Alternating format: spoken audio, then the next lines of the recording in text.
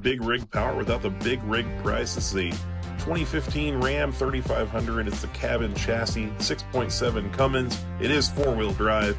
It's set up to haul. It's a 52-gallon tank on the back, by the way.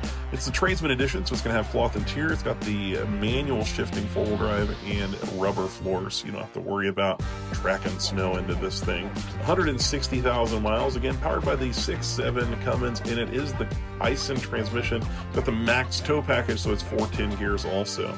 There's your radio, there's your heater controls. Of course, it's got all the extra trailer brakes and stuff, and like I said, it's 4-wheel drive.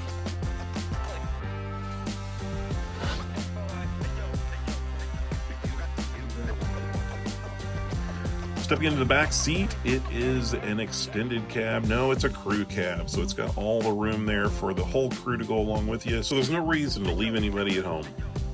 And out back, it's got that shoe for the 5th wheel, so you can put the puck back there, and then, like I said, it's a 52-gallon tank. Come check this thing out, next level in Hillsboro.